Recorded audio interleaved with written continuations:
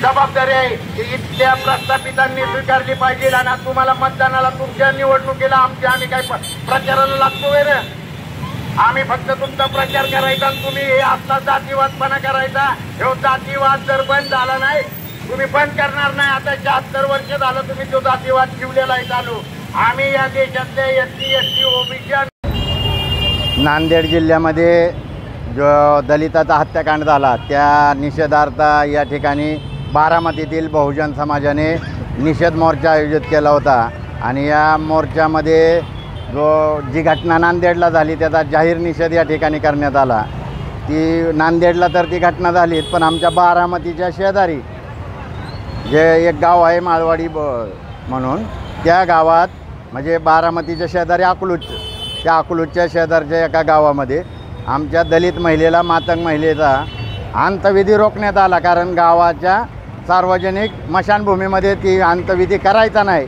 आणि एवढा जर जातीवादपणा हे फडणवीस, पवाराचं आणि शिंदेचं सरकार करत असेल महाराष्ट्रात, आणि महाराष्ट्रामध्ये जो जातीय तेढ निर्माण करण्याचे काम जे आहे यांनी लोकांनी लावलेलं आहे, तर या विरोधात ह्या SC ST आणि OBC बांधवांनी एकत्रित आलं पाहिजे, अल्पसंख्याकांना बरोबर घेतलं पाहिजे आणि यांची या जातीवादी लोकांची सत्ता या महाराष्ट्रातून आणि देशातून नेस्तनाबूत केली पाहिजे। कारण ज्या समाज शासक असतो त्या शासक जातीवरती अन्याय अत्याचार होत नाही। म्हणून मी मीडियाच्या माध्यमातून या महाराष्ट्रातील, देशातील SC ST आणि OBC मायनॉरिटीच्या समाजाला, बहुजन समाजाला आवाहन करील की आता बाद झालं 76 वर्षानंतर देखील पवारांच्या गावाच्या शेजारी जर मातंग महिलेची अंत्यविधी रोखण्यात येत असेल तर याच्यापेक्षा दुर्दैवी घटना कुठलीही नाही।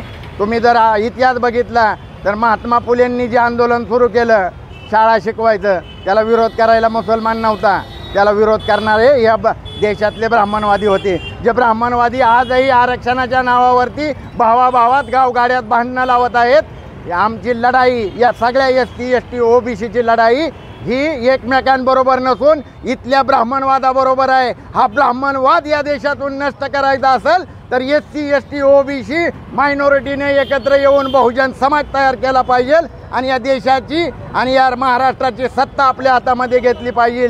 मी पुन्हा एकदा या नांदेडच्या घटनेचा आणि बारामतीच्या शेजारच्या गावात अकलूजच्या अलीकड जो दलित महिलेचा अंत्यविधी रोखण्यात आला, या सगळ्या घटनेची मी जाहीर असा निषेध करतो।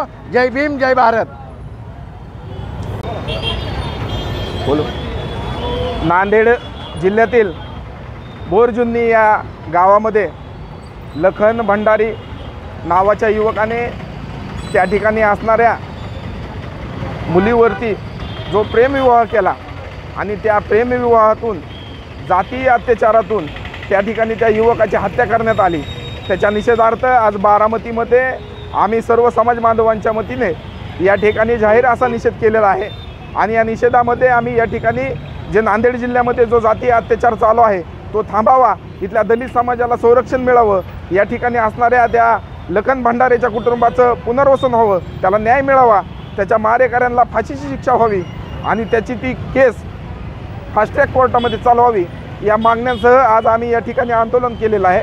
आणि या घटनेच्या माध्यमातून मी इथल्या सरकारचा जाहीर असा निषेध करतो। निषेध यासाठी करतो की इथल्या सरकारने आमचं संरक्षण केलेलं नाही आहे, आमचं संरक्षण या देशामध्ये होत नाही आहे। त्यामुळे या देशातील, इथल्या महाराष्ट्रातील गृहमंत्र्याचा आम्ही जाहीर निषेध करतो आणि इथल्या लखन भंडारी या युवकाला न्याय मिळाला पाहिजे अशी मी मागणी या ठिकाणी करतो।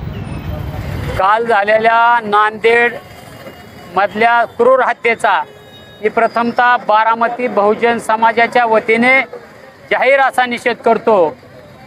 आज आपण बघितलं तर नांदेड जिल्ह्यामध्ये की क्रूर अशा दोघांची हत्या झालेली आहे।